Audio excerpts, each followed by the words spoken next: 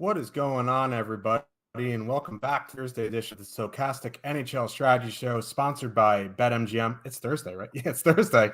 I'm joined, as always, by my partner in crime, Mr. Sim Cliffy. How you doing today, Cliffy? Not bad, man. Dropped a joke in Discord this morning about how I probably couldn't guess what month it was, so I guess you're on my wavelength here. Trying to figure out what day we are. Starting to get into the grind of the NHL season where we have slates to talk about every day. Pretty excited about this one. This looks like a good slate we have up here tonight with a couple pretty primo spots. Yeah. 10 gamers are a bit large for my taste, but we've had some bigger. We had like 12 and 13 gamers recently. So 10, not too bad. I think like 5 to 8 is the sweet spot for me, but everyone is different. I can deal with a 10 gamer. You guys can deal with a 10 gamer. We'll talk you through this 10 gamer. Yeah. So as always, please give us a like and subscribe so you can keep up with all of our shows, DFS offers, giveaways, and much more. Once you subscribe, hit that notification button to get alerts when our shows go live. Don't forget, almost all of our content is available in podcast form on your platform of your choice. Help us out by leaving a 5-star review.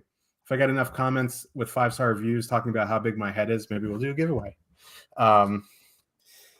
Hid pants now. But yeah, we have a 10 gamer. How'd you do last night, by the way? I actually managed to cash, which I didn't think I was going to. Waking up this morning and seeing that the Ducks really didn't do anything. 1 goal from Pavel Regenda last night. Zegras getting that circus goal called back kind of killed me because I did go with Zegras and McTavish in my lineup. At least Zegras hit the shot bonus on DK, so that helped. But yeah, shout out to Spencer Knight dragging me to the cash. And was it Jake Gensel, I think, scored the empty netter for Pittsburgh. So empty net goal, big night from Spencer Knight. Drag me to the cash line. So I will take that and run, but we got to get rid of offsides, man, or they got to do something with that rule. The only person on the planet who was happy that goal got overturned was John Tortorella. he's like sitting in his Vince McMahon chair with a big smile on his face, like, oh. But yeah, that was a great call on Spencer Knight. He had a 40 save shutout. I was on Antti Ranta there. He didn't do too bad. No. But when a goalie gets 41 points on DraftKings, it doesn't matter if a goalie does well.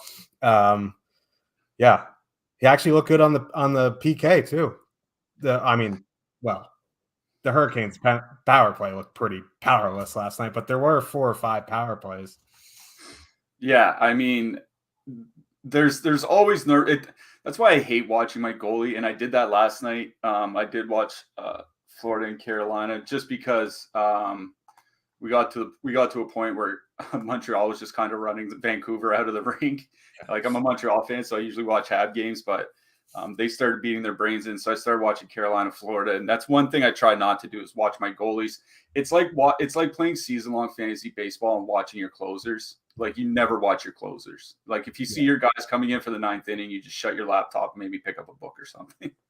Yeah, I mean, for a 4-gamer is pretty narrow path last night, but yeah, I hate watching my goalies. I hate watching the Rangers when they're playing, like watching Igor, even if I don't roster him, it's just a nightmare. Watching my own goalies, I always roster some interesting fellas in that, so I don't watch them. But we have a 10-gamer, so we probably should get into that. Fun little 10-gamer, got some interesting lines in this first game. Calgary Flames with a 2.6 total heading into Boston. The Bruins have a 3.4. Daniel Vladash confirmed for the Flames. Linus Ullmark for the Bruins. Big news for the Bruins. Charlie McAvoy back tonight. Would assume he slides right back into his top power play spot. That pushes Hampus Lindholm down to the second pair. Just helps them out. Just makes them a bit deeper team. On the Flame side, looks like Huberdeau still out. Adam Ruzicka on the top line with Elias Lindholm, Tyler Toffoli. Second line, Dubé, Kadri, Coleman. Third line, Mangiapane, back on Lewis. Now, got some constructive criticism saying I love both sides of every game. I don't actually like the Flame side here. If anything, maybe I'd like Backlund has been playing really well recently. Maybe Backlund, Mangiapane, cheap 2-man, but like even that, like I'm not too interested in the Flames tonight. I'm more on the Bruins side. What are you seeing? Yeah, I am too, especially with McAvoy back. I mean, Boston already was probably one of the 3 or 4 best defensive teams in the league. I mean, you look at their expected goals against, I think like 4th in the league, 3rd fewest goals against per 60 minutes, like already one of the best defensive teams in the league. And now here comes Charlie McAvoy, who I think he's a top 10 defenseman in the NHL, like in real terms, not in DFS terms or fantasy terms, just in real life offensive and defensive impact. He makes a big difference. I mean, maybe he's not fully healthy. Maybe it takes some time for him to adjust, but it certainly hasn't looked that way for Brad Marchand on the top line for the Bruins. So maybe McAvoy will be just fine. The line that I mean, Boston 1's always in play, especially with the ownership that we're showing for them in our top stacks tool. Boston is very expensive. I mean, we should probably mention that right out of the gate, but I'll bring up our top stacks tool real quick. You see our top leverage stack, Boston 1, coming in with about 1% ownership. That's as a 3-man unit. I don't think there will be a lot of people just full 3-man stacking any of the Boston lines. Now, I wrote up Boston 2 in my Power Plays article, free to read up at Stokastic.com. Just head to the NHL section. Well, Boston 2 is also carrying some good leverage. It looks like their ownership is going to be low single digits as well. They're going to catch that second. Blake Coleman going in for Andrew Mangiapane, like at least defensively, I think they're pretty interchangeable, right? Like I think Mangiapane is a more dynamic offensive player, so it changes a little bit on that end, but I think they're pretty much the same guy defensively. And that second line for the Flames hasn't been very good defensively this year. We're looking at 2.8 expected goals against per 60 minutes. Dan Vladash is in net, as you mentioned. Now, Markstrom hasn't played well this year, so maybe Vladash could be an upgrade. I don't think he is, like, honestly, but it's just to speak of Markstrom's struggles to start the season. So I do like Boston's second line in this game, generating 3.1 expected goals for per 60 minutes. Pasta is just shooting the lights out, both at 5-on-5 and on the power play. Now, I understand if you don't want a full stack and maybe you want to leave off Taylor Hall or something like that. Maybe you want to leave off David Krejci and go with just the 2 wingers. But if you're going to ask me to pick one line from this game, it would, obviously I like the Boston top line the best, but they're $2,600 more expensive than the second line. And Calgary's a really, really good penalty killing team. Like, with Boston, they're 2 of the better penalty killing teams in the league. So, Boston can get there on the power play against any team. They are good enough, but maybe with McAvoy back takes him some time to get acclimated or whatever. So I think it's Boston 2 that I like most here. I don't know if I'd full 3-man stack them. Again, I'd probably go with like Krejci, Pasternak, or go with the double wingers or something like that. But Boston 2 getting that second line matchup against the Flames second line, probably my favorite here. Yeah, low-owned Boston gives me nightmares. Because I don't think Boston's going to come in at 1%, but even if they come in at 3-4%, they can beat up on this team. Calgary's had issues all season. Huberdeau's out. Markstrom's been bad. They're going back to Vladash here. I don't know. It worries me when Boston's that low. It's kind of like the other night when McDavid was so low, but I think going to Boston 1's fine. Boston 2, of course, is fine. Pasternak 9,200. I commend DraftKings for actually pricing these guys up like they should be. Times last year, McDavid's coming off back-to-back hat tricks, and he's 7,900, and there's no decision making here. But Pasternak 9,200 to get him in with Brad Marchand, you're almost they're more expensive than a lot of top lines tonight, so you're going to have to make decisions there. But yeah, I think Boston's going to be a very, very nice contrarian option tonight. Moving to the blue line, Charlie McAvoy back. He's 5,200 on DraftKings, should see power play 1 here. I think you gamble on it.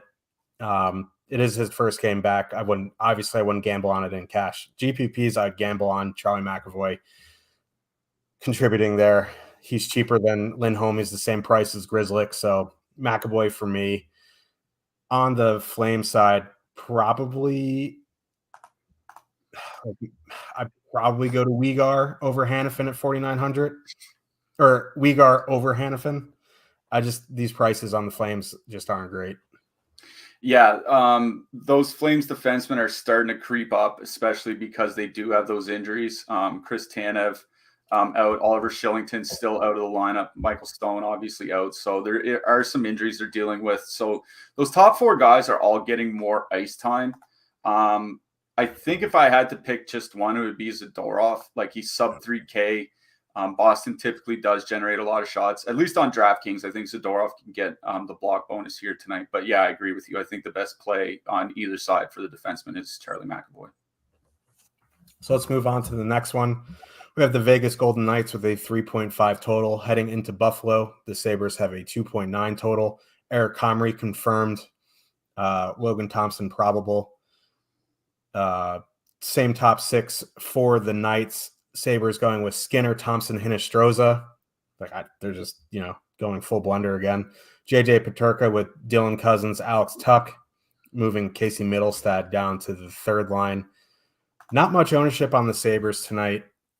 Not a ton of ownership on Vegas here. They have a 3.5 total on the road. I think, going back to the top line for Vegas at that ownership makes some sense. And if Buffalo is getting this low of ownership, I don't mind going back to Buffalo here because Vegas has struggled on the penalty kill. What are you seeing? I want to mention our line matching. It's not our line matching. We subscribe to a guy on Twitter, goes by @linematching on Twitter. It's a subscription completely outside of what we offer here on Stokastic. We just do it independently. But I think the line matching is important here because Dylan Cousins and Alex Tuck skating together, that indicates to me pretty clearly that they're going to go out against the Eichel line. And Tuck and Cousins have been really good defensively this year, even parts of last year as well. Cousins is really developing into a pretty good young two-way center. Their expected goals against together sits at 1.8 per 60 minutes this year, which is well below league average. They're very good defensively. But it's once you get past that line that Buffalo's defensive problems really start coming to the forefront.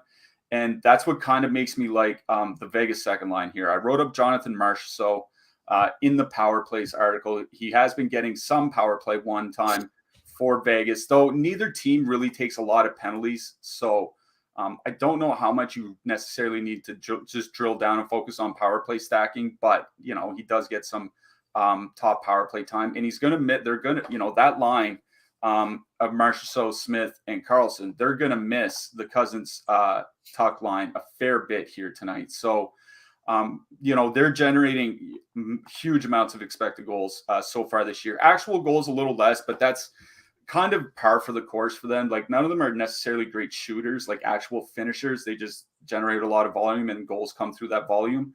So I do like the Vegas second line here, because I think they're going to get some pretty soft matchups against the worst defensive lines for Buffalo. What I pointed out in the Power Plays article that I wrote, and I wrote about Jonathan Marchessault, is that when Tuck and Cousins are off the ice together, the expected goals against for Buffalo goes up 40%. Like, it is a really big difference facing that Tuck Cousins duo or facing literally anybody else. So Vegas 2 for me is probably what I like the best here in this game.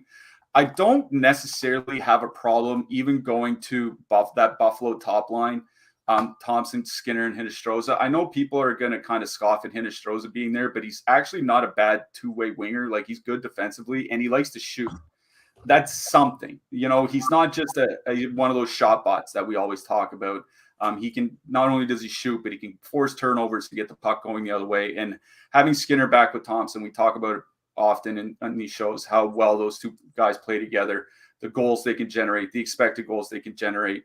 So where they're going to be coming in with pretty low ownership, like, I don't know if I would get to Buffalo 1 in my, in a single entry or something like that. But if I'm playing 20 lineups or I'm playing 50 lineups or something like that, I think I might sneak in at least a 2-man of Thompson and Skinner going against, Vegas has been a really good team. Don't get me wrong, but Buffalo's going to be going out. That Buffalo top line is going to be going out against the third and fourth lines from Vegas quite a bit. And I think they'll be able to generate some offense. So if I'm playing a bunch of lines here tonight, I'm probably at least giving some pretty hard consideration to Buffalo 1, but it is Vegas 2 that I like most in this game. Yeah, and they're actually lower owned than Vegas 1 right now. I think Vegas 1 is fine. Like, yeah, Dylan Cousins, Alex Tuck are good to defend, but Eichel, Stone have been excellent since they got reunited. But yeah, I think, depending on what you want to do, Vegas 2 is a bit cheaper, bit better matchup, lower ownership. So yeah, all push comes to shove, I think they're probably the better play. Onto the blue line, like, you could play Dahlin at 8K, you could play Pietrangelo at 6,900, but for me, really the only one I'm looking maybe even to play, depending on his minutes, is Owen Power. Yeah, I'll add just a couple of just cheaper options. Braden McNabb, 3,700. It's a little expensive, but he's actually been one of the more shot-happy defensemen from Vegas. Like, he's shooting more per 60 minutes than Shea Theodore is this year. And McNabb can block some shots as well. So I think at least on DK, McNabb makes some sense. And I'll throw Lawrence Pilou as a min-price guy. Got up to 17 minutes, I think, in their last game, that game against Arizona where they lost. There's still some injuries on the Buffalo blue line. Dahlin eats up all the time, and then, Power will be at like 21 minutes. So you're hoping he can get 16 to 17 minutes, but you're not going to get much more than that for most min-price guys. So Pilou at 2,500 if you need a defenseman that cheap. Otherwise, I don't mind McNabb at 37. This isn't Eichel's first time back in Buffalo, is it? Second one. Second. They were back. Yeah, they were back there last spring, I'm pretty sure. Yeah. Then, Narrative Street isn't on fire. So, okay, let's move to the next one. We have the Ottawa Senators with a 2.8 total heading into New Jersey. The Devils have a 3.7 total. Anton Forsberg confirmed for the Sens. Probably Vitek Vanacek for the Devils. Looks like lines are status quo. There were some questions about the Devils, but Miss Handwriting herself cleared those up. 3.7 total is nothing to scoff at. The Senators coming off a game where they just gave up, 6 goals to the Vancouver Canucks, who just got ran out of the building by the Canadiens. I know hockey math doesn't work that way, but truth be told, I was expecting a lot more ownership here on the Devils. Not seeing it. I prefer the Devil side in this game. Devils have looked amazing of late. They've turned around their goaltending. I don't know if I'd full stack anything on the Senator side, but there are maybe, a one-off or a 2-man I might pick at. Yeah, I'll start on the New Jersey side. I wrote up Fabian Zetterlund in the Power Plays article because he's fairly cheap across the industry. I think it's 3,800 on DraftKings and 4,500 on FanDuel off the top of my head. He's playing with Nico Hischier on the top line. And what's more is both of those guys are playing the top power play unit. Now, Zetterlund's actually had a decent sample with Hischier this year and really good offensive numbers. 3.5 expected goals per 60 minutes, 3.7 actual goals for. Nico Hischier shooting more this year than he was last year as well. You're going to get those two guys both at even strength and on the power play. To that end, Ottawa giving up nearly 4 power plays or roughly 4 power plays per game to the opponent. So New Jersey could end up on the power play quite a bit here tonight. So I do like this. I do like the spot for both of the New Jersey top lines, whether you want to play Hischier and Zetterlund, whether you want to play Hughes and Bratt, whatever you want to do, I think is perfectly acceptable here. If I had to pick one line between these two teams, it would certainly be the Hughes-Bratt line. Now, I did write up Fabian Zetterlund. It's because of his price. He's only 3,800 on DraftKings. Like, that does make a difference. But they're going to be going into that second line for the Ottawa Senators: Alex DeBrincat, Derek Brassard, Drake Batherson. Brassard, at this point of his career, not a good defensive center. Alex DeBrincat has never been a good defensive winger. I think that is a very positive matchup for Hughes and Bratt in this game. And Hughes and Bratt and Haula have been really good this year. Over 3 expected goals per 60 minutes generated. Over 3 actual goals generated. Hughes still shooting a ton. Still shooting only 5% at 5-on-5, but still having a very good offensive season. So I kind of get wanting to go to the Ottawa top line. Tkachuk, Stützle, and Giroux, they have been good together in a small sample, like really good together. And we have seen the New Jersey goaltending let them down, more than once this season. Though Vanacek has been, he hasn't been bad actually over his last 6 games or whatever. So I get going to Ottawa 1, but they're in that bucket with Buffalo 1, I think, for me here tonight, where if I was playing 20 lineups, I would consider them in a single entry. I don't know if I would get there. Like I said, I did write up Zetterlund because he is so cheap, but the full line combo that I like the best here tonight: Hughes, Bratt, put on Eric Hall if you want, put on Zetterlund instead if you want. Go with the power play stack. I think they get a really good matchup against that Ottawa second line, and they should see quite a bit of power play time if they can draw their penalties here tonight. Yeah, that's the issue. The other issue for me, at least on DraftKings with centers, is they're too expensive. Stützle Tkachuk is more expensive than Hughes Bratt tonight. Hughes Bratt at home with a 3.7 total. Stützle Tkachuk on the road with a 2.8 total. So when all things being equal there, I'm going to go to the cheaper duo in the higher total. So let's move to the blue line. King Bacon Pie having a field day upstairs, it seems. I don't know if you guys can hear him, but Tomas Chabot, 6,300. Running the top power play unit. Now, Jake Sanderson maybe is going to start on the top power play unit, but towards the end of that Vancouver game, he got knocked off. I still think he's fine at 3,700. I would just be concerned about actually getting full power play one time there. Jacob Bernard Docker, after you had some choice words for the man, came through with a pretty good game, but I think I'd rather go Sanderson over Bernard Docker. On the Devil side, Dougie Hamilton, Ryan Graves. Need to go really, really cheap. John Marino. Yeah. Ryan Graves is the guy I'll mention. He's still been getting some good ice time. Peripherals aren't super great, but, the ice time in a big total, I don't mind Graves here. New Jersey's pretty much been running 5 defensemen, 17, 18 minutes to 21 minutes. Nobody's playing 24 minutes a night or whatever. So for that reason, I don't mind Damon Severson here. I think he might be my favorite $2,500 defenseman on DK here tonight. He might play 19 minutes in a high total. I think Severson on DK is the defenseman that I'm looking at. Don't mind Chabot on FanDuel. I think he's 5,900 off the top of my head, so that's pretty reasonable for a power play one guy, but really not a game where I'm running out to say you got to play this defenseman. I'd just say that Severson, if you need a mid-price guy, is probably at the top of the list for me. Yeah, I agree there. And as we mentioned at the top of the show, we are sponsored by BetMGM, and I have a deal for you guys. Get 2 free months of Stokastic Plus Platinum and up to $1,000 risk-free bet when you sign up. Make a deposit and make your first paid wager. This is a very good deal. There's no strings attached, and eventually the 2 months is going to turn into 1 month. So this is the perfect time to do it. So let me get you through the steps.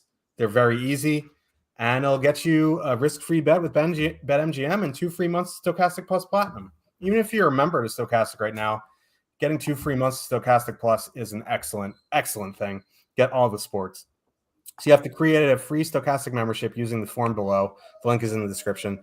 Or you can log in if you already have a Stokastic.com account. Click the large BetMGM button that appears after registering or logging in. Then you just got to complete the steps. It's just a couple steps. Then you got to create a BetMGM sportsbook account. You know how it goes. You just got to put in your info. Deposit at least $10, depending on what the risk-free bet you want. If you want a $200 free risk bet, put in $200, etc. And you make your first paid bet. Your bet must settle to qualify for the Stokastic subscription. So if you bet $200, lose it, you get the $200 risk-free bet back. If you win it, you win it, and then you have the money there. After you completed these steps, you'll receive an email from BetMGM Sportsbook with instructions for redeeming your 2 free months of Stokastic Plus Platinum. This is no strings attached. 2 free months is going down to 1 month soon, so please take advantage of it now. Let's move on to the next game of the night. This is a barn burner. We have the Edmonton Oilers with a 3.1 total heading into Carolina. The Hurricanes have a 3.5 total. It's going to be 3 and 4 nights for the Oilers, back-to-back for the Hurricanes. Jack Campbell confirmed for the Oilers. Pyotr Kochetkov. Wow, I'm surprised I actually got through that. Min price on DraftKings is probable for the Hurricanes. Hurricanes didn't look too great last night. They got shut out by the Panthers. What we won't know their lines. Maybe they stick, maybe they jump, because the Hurricanes mixed up their lines pretty heavily in the third period there. So it's kind of a wait and see, but they are an early game. So we'll know in warmups. I'm on one side here. What are you seeing? Yeah, it's just funny about that game last night. I didn't think Carolina played that bad. 4.4 expected goals for in the game. Just sometimes Spencer Knight will Spencer Knight. That's what he does. Yeah, it's the lines that are important here. I wrote up Andrei Svechnikov in that power plays article because this is a really good power play spot for Carolina. Edmonton leading the league in time shorthanded, meaning they're giving the most power plays to the opponent per game in the league. And Carolina, I think, is 5th in power play opportunities. So the Hurricanes should see a fair amount of power play time here tonight. And Andrei Svechnikov, his shot rate on the power play is just absolutely through the roof. He's shooting more per 60 minutes on the power play this year than Zibanejad, Ovechkin, and Pasternak. He is really, really taking advantage of his power play time. Edmonton doesn't have a very good penalty kill. Kind of depends on which metrics you look at, but it's a bottom 10 penalty kill or a fringe bottom 10 penalty kill, and they're just taking way too many penalties. So I do like the Carolina power play in this game, but it's like I mentioned, it's the lines that are important because in each of their last 2 games, Carolina has gone to Sebastian Aho, Andrei Svechnikov, and Martin Necas for the third period. It wasn't just last night. It was the game before that as well. I got to wonder eventually they're just going to go to that line combination, right? Those were 2 losses, 2 good teams too. They played Toronto, they played Florida. Maybe they kind of want to stack themselves up against the best in the league and stop losing games like this. It makes me think that they're just going to start with Necas, Svechnikov, and Aho. But, of course, we won't know until warm-ups. But that's what I'm assuming right now. And even if it's not, even if they go back to what they had been running, I think the power play stack is still fine here. Like I said, Svechnikov is shooting a ton on the power play this year. Martin Necas, I was looking at scoring chance data from a guy I subscribe to on Patreon. And Necas is among the most involved players in the league on a per minute basis, either creating scoring chances for himself or creating scoring chances for his teammates. I think it was one of the top 15 forwards in the league so far this season. So those guys are getting incredibly involved. And obviously, Sebastian Aho, he typically plays more against Edmonton just because he matches quite a bit against either McDavid or Leon Draisaitl. Didn't play that much in their first game. They were in Edmonton earlier this year, but I'm pretty sure it's because Aho had 3 assists in that game, so they didn't really need him to. So I think Carolina power play stack. Like, I'm probably going to just make my lineup with Aho, Svechnikov, and Necas. And even if that's not the lineup at warmups, I might just stick with it because I think it's just that good of a power play spot for Carolina. On the Edmonton side, they moved Dylan Holloway to the second line with Leon Draisaitl. Like, Holloway, he's supposed to be a good prospect for them. Hasn't looked very good for them yet this year. I mean, I always, like you mentioned earlier, it always feels bad kind of avoiding low-owned Edmonton guys. The Carolina's power play or penalty kill, is really, really good once again. And Edmonton's getting almost 1/3 of their goals from the power play so far this year. So if they don't, beat the brakes off Carolina on the PP, they probably don't get there at even strength. So if you want to play Edmonton, because it is a pretty good leverage spot for them, there won't be a lot of people on them. I think that's fine. But we're not really showing a ton of ownership on Carolina, either of their lines. So I imagine if it is Aho, Necas, Svechnikov, you're going to get them at a pretty low-owned combo because that won't be announced until warm-up. So that's easily what I like best here is Carolina power play stack. Yeah, I'm on the Carolina side here as well. Look, listen, anytime you want to play McDavid, you want to play Leon Draisaitl, I think that's fine, especially when they're coming with lower ownership. Talked about on Tuesday, it always gives me an uneasy feeling when they have lower ownership. But 3 and 4 nights on the road for Oilers, Carolina has a very good PK. And just because Pyotr Kochetkov, you haven't heard of him, he's supposedly pretty good. Now, listen, anything could happen with goalies, but I don't know. I mean, look at Sandstorm the other night. Yeah. I mean, the Blues are, atrocious, but that's another story. But this guy, he did start a couple games last year. He looked pretty good. He's min priced tonight. I think I have some interest in him. But yeah, Carolina power play stack is probably where I'm looking. And like Cliffy said, you might be able to get them at low ownership, that combo, especially if Aho, Svechnikov, and Necas are together. That news won't come out till like 6:45. Let's move to the blue line. I think Brett Burns is fine. I think Jacob Slavin, if you're in that mid-range, is fine. Brady Shea, Brett Fish, Brett Pesce, I think is fine. Like, a lot of these Carolina guys are fine. Nothing really jumps off the page. Tyson Barrie moving up to the top pairing, like, I don't know what to make of it. Maybe he sees 16 minutes instead of 13 now. Just not too much on the Edmonton side. Yeah, I mean, and the beat writers were saying Edmonton might go 11 forward, 7 defensemen again here tonight. Evan Bouchard's ice time has just been completely nuked in his last 2 games. I think he played 15 minutes in their last game, where they're probably going with 7 defensemen. Tyson Barrie gets the power play 1 time. Nurse will probably get like 23 or 24 minutes. I just don't see a lot of ice time for the rest of the guys. So the only guy, like Burns, obviously, for power play correlation or just one-offing because he can get there on the power play by himself. I'll also mention Brett Pesce, pretty reasonable price on DK, playing 22-plus minutes in the month of November, so I don't mind Pesce either. Yeah, we'll get to goalies at the end, but I think, for min price on DraftKings, we'll talk about him at the end. We have another min price goalie confirmed in the next game. Howdy doody. And it's not Carter Hart. Philadelphia Flyers with a 3.0 total heading into Columbus. The Blue Jackets have a 3.1 total. Carter Hart probable for the Flyers. Min priced Joonas Korpisalo, the death train, confirmed for the Blue Jackets. Blue Jackets back stateside after their embarrassing trip to Finland. Same lines, it's looking like. Emil Benstrom is in the top 6 now with Nyquist and Roslovic. But I don't think we play the Blue Jackets for much of their depth. Flyers line, status quo. One of the chalkiest lines of the night, Columbus won, which is a bit surprising. I guess it's not surprising because their price is very good. At that price, I have opinions on it. I'll let you speak on it first. I'm more on the Flyer side here. What are you seeing? Yeah, I mean, Columbus's top line projects very well, right? Because it is a reasonable total, 3.1 total. Gaudreau and Line and Jenner, none of them are very expensive, at least on DK. The most expensive guy on DraftKings is Gaudreau at 6,200. Even on FanDuel, they're pretty reasonable. They're under 20K as a full line stack. So, and everybody stacks against the Flyers. Just ask us with our St. Louis Blues in the last game. So I get the ownership here on Columbus.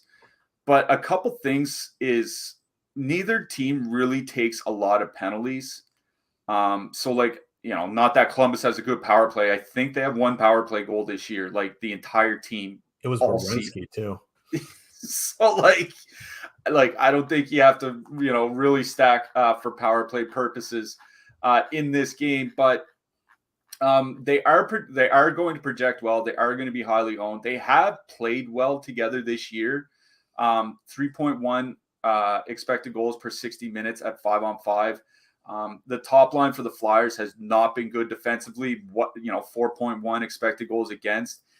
Even with Carter Hart playing out of his mind, that Philly top line has still been on the ice for nearly 5 goals against per 60 minutes so far this year. They're not that good. So it is a good matchup here for the Columbus top line. It's just one of those spots, we always talk about not wanting bad chalk or whatever. And it's am I going to play Columbus 15 to 20% owned on a 10-game slate?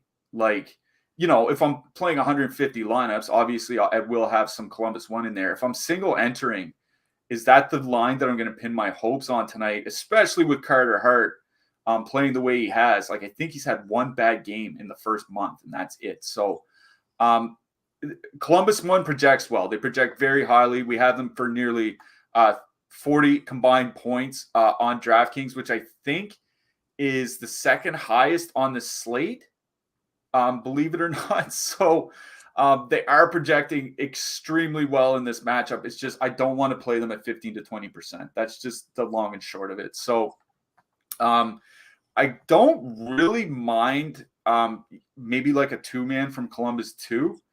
Emil Bemstrom, he's kind of a guy that was supposed to be a big contributor for them offensively. It's kind of never really worked out that way, but he was off to a great start in the AHL this year, 14 points in 10 games to start the season. I think he can do a little bit of damage, with Jack Roslovic getting secondary matchups and all that. So if you want a two-maner like Roslovic and Bemstrom, or just Bemstrom one-off because he's min-price, I think that's fine. But I'll be quite honest and say I probably like the Flyers top line more than the Columbus top line. The Columbus goaltending just hasn't been good. Korpisalo returning from injury. The Flyers, they are perfectly correlated on the top power play, even though Columbus doesn't take a lot of penalties. So I will say I do like the Flyers. If I can get the Flyers top line at a third or a quarter of the ownership of the Columbus top line, I will take the Flyers. Both top lines are fine. It's just an ownership play for me here. I'll just say, honestly, I don't really like either side. Yeah, I'm a one lineup guy. Now, I like Columbus one in a vacuum. You know what I mean? They're not going to be in my lineup tonight. I'm fading them at this ownership. You can make that choice for yourself, depending on how many lineups. If you're making 150, you want to be at the field. I think this is one of those lines where you don't really have to make a big stand because, they're not super expensive. So if you want to come in on the field, that's fine. Personally, I'd be under. You can go over if you want. But for me, I'm on the Flyers top line here. I know they've been bad defensively, but Joonas Korpisalo is coming off major hip surgery. The only other goalie who ever really recovered from it was Pekka Rinne, and he never really, really recovered. It took him 2 years to recover. Yeah. So at 6%, I'd rather pay 6% going up against a goalie that is coming off hip surgery than pay 20% line going up against a goalie that is expected to eventually have a bad game. You know what I mean? I'm in on the Flyers top line here. Even the Flyers second line, Farabee, Lawton, two-man. I wish they were a bit lower owned, 5%. projected for, the Flyers second line is a bit high here, but I don't mind a lot in Farabee too, man. So out on the Columbus, I think they're a fine play. You take ownership out of the question, they're a fine play. But for me in my one lineup, you will not see them in there. So yeah, I'm on the Flyer side here. Let's move to the blue line. Zach Werenski, I think, is fine. He's a peripheral guy. You want to go back to your Jake Starling, Nick Blankenberg, that's fine. But for me, Werenski or something like Gavrikov or Peak for block shots there. On the Flyer side, you want to go to Tony D. That's fine if you want to correlate him with, Flyers top line. But for me, it's probably Sanheim.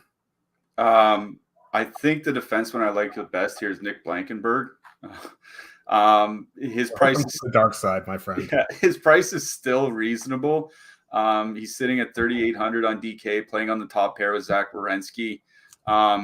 No ownership on him, very low single digits. I think Blankenberg's fine, but just not really a game where I'm running out to rush to grab my defenseman either. Yeah. So let's move on to the next one.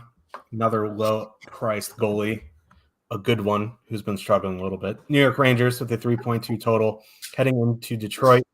The Red Wangs have a 2.7. Igor Shesterkin, 7,400 on DraftKings, confirmed for the Rangers. Ville Husso, probable for the Wings. Rangers mixed up their lines. Daily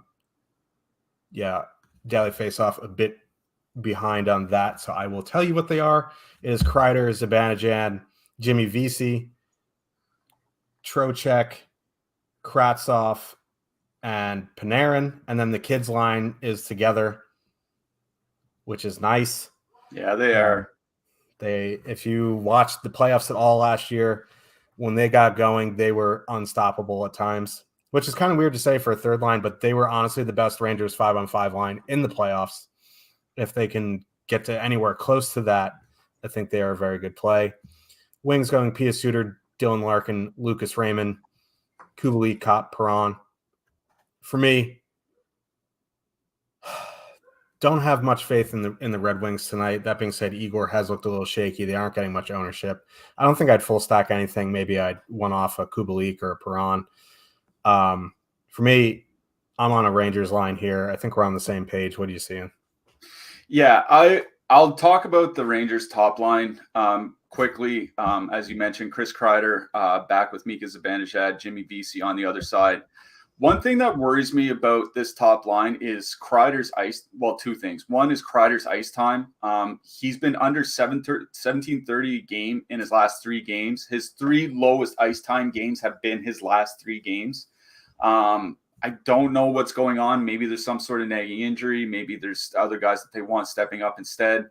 But that's a pretty big concern because you want those guys playing 19, 20 minutes a night, not 16 or 17 or something like that, right? And Jamie Vesey makes it kind of an unknown quantity how he mixes in on that top line. Like, is he still there after the first period, or, is Kako back up there, or is Lafreniere there, or something like that? You know what I mean? So I'm probably out on the Rangers top line. The Rangers second line, I think, is fine. Again, using the line matching tools that we were talking about earlier, they're going to see a fair bit of that Detroit top line, and I don't think that's going to be a very good defensive line with Pia Suter and Lucas Raymond flanking Dylan Larkin. So if you want to, jump to that Rangers second line, Kravtsov is min-priced 2,500. Trocheck is very reasonable. Panarin is under 7K on DraftKings, so it's not an expensive line to stack. Trocheck and Panarin have been pretty good together so far this season. Kravtsov coming back from injury, it seems like all we see from him are practice highlights of taking one-timers. I'd love to see him actually try that in a game for once and stay healthy for a little while. It's the Rangers' third line that I kind of want to mention here. Hedl, Lafreniere, and Kako. So far this season, now obviously they've been playing on different lines for most of the season. So far this season, all 3 forwards on that line have an expected goals of at least 1 per 60 minutes. That's kind of exceptional that all 3 players on this third line have been generating so much offense playing separately. They, like you mentioned, excellent in the playoffs last year. Going to see a lot of that Detroit second line, Kopp, Perrant, and Kubalik. Kopp has not looked good to start the season. He had a pretty rough month to start the year. Their He's numbers suited for the wing. Yeah, their numbers together kind of reflect that. 1.9 expected goals for, 2.5 expected goals against per 60 minutes. Like, they're getting swamped. I kind of like some two-man duos from the Rangers third line here, like going with Hedl and Lafreniere or Hedl and Kakko, something like that. That's where I'm looking in this game because they get a good matchup against that Detroit second line. You know, you don't have to worry about the unknowns with Jimmy Vesey and Vitaly Kravtsov. We kind of know who these guys are on the third line, and they're coming in with very low ownership, 1% probably. So where Detroit actually has a pretty good penalty kill and the Rangers top guys rely a lot on the power play, I think my favorite stack in this game is just taking some duos from that Rangers kid line. Yep, that's the line I was on. Kid line. You can full stack them if you want. I don't think it's necessary you take. I think, Hedl you want in there. You either take Kakko or Lafreniere along with the ride in your expensive power play stacks, and you call it a day. Detroit side, I don't think, 2.7 total stacking against Igor in one lineup is going to be no for me. I think, you can get a little bit in your portfolio the more lineups you make. Let's move to the blue line. I think Moritz Seider is fine as a one-off. He fills up the stat sheet a little bit there. Jacob Trouba's price has come down a bit to 5,600. I think he's fine. Kendra Miller, 3,600 is fine. That's about it. I mean, I'll mention Ben Sherratt. I mean, we can kind of make fun of him all we want, but he's down to 3,600 on DraftKings, where he was like 5,100 or 5,200 the first couple of games of the season. So his price has come down a lot, and he does play like a fair bit, 21 to 24 minutes a night, 1.5 blocks per game, over 2 shots per game.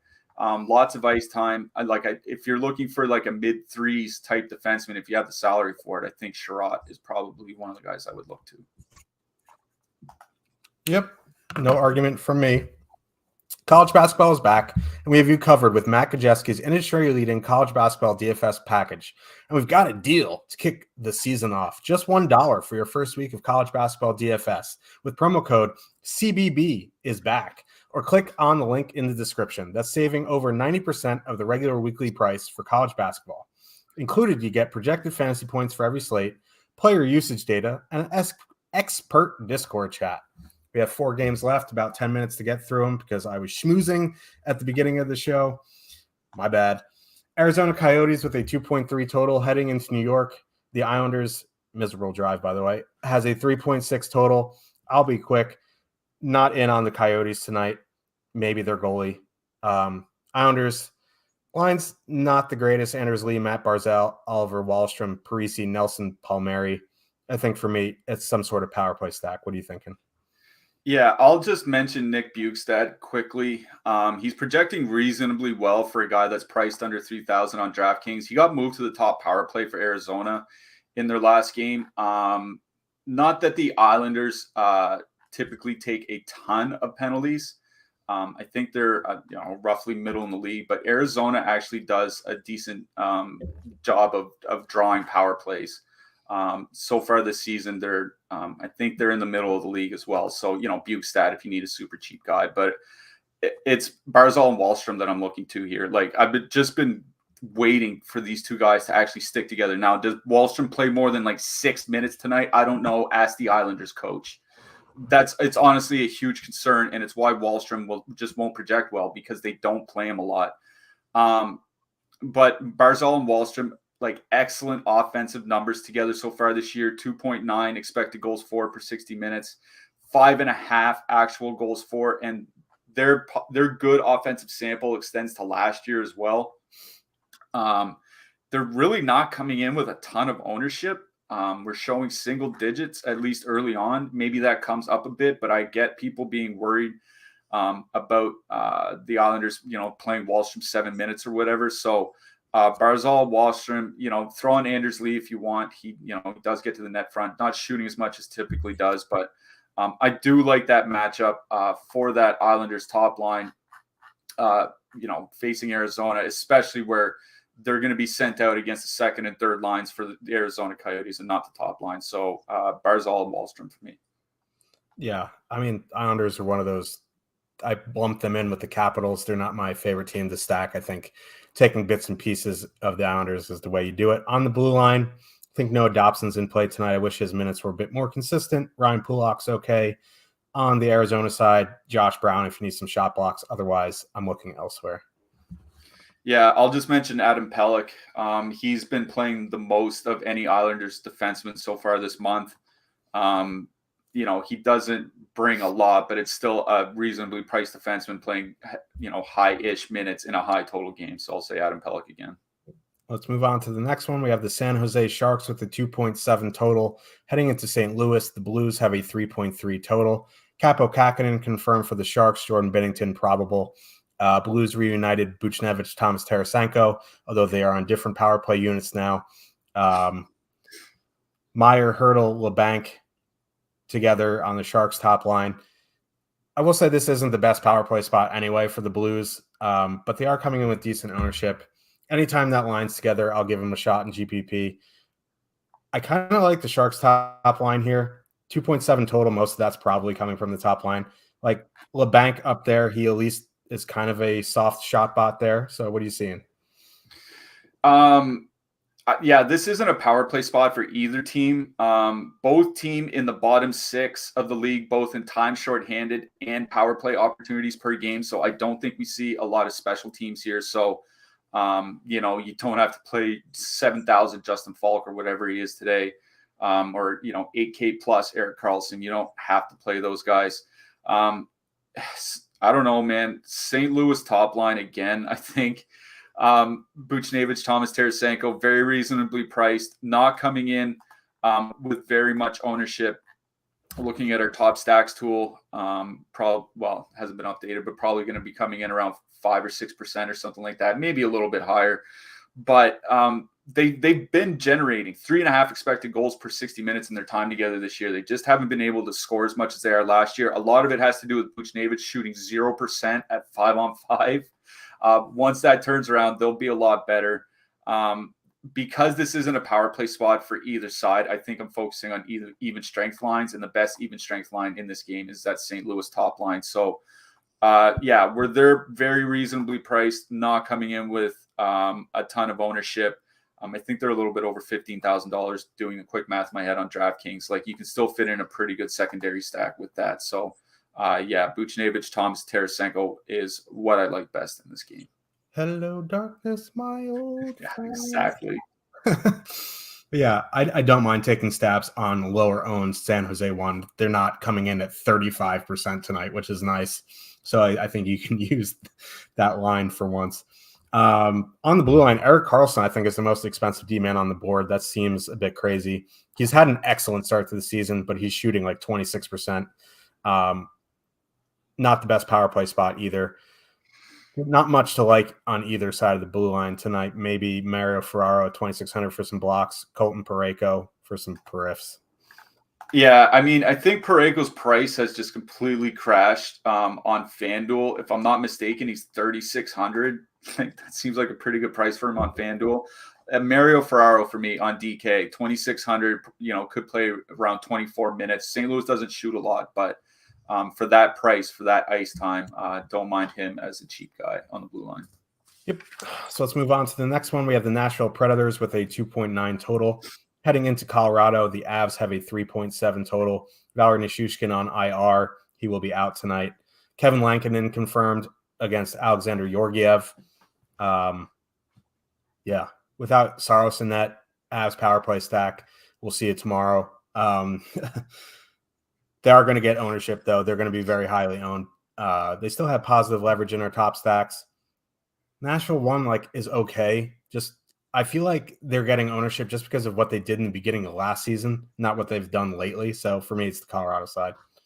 I mean, the ownership part is Colorado's injuries. You did mention Nichushkin, but Gabriel Landeskog is still out.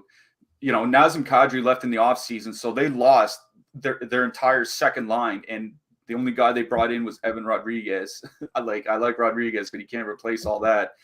And both Sam Girard and Bowen Byram are going to be out tonight. So, Cale Makar and Devin Taves are I think, the best defensive pair in hockey for that. Then you're getting into your Jacob McDonald's and Eric Johnsons and so on and so forth. So I understand wanting to play one here. 3.3 goals per 60 minutes is fine.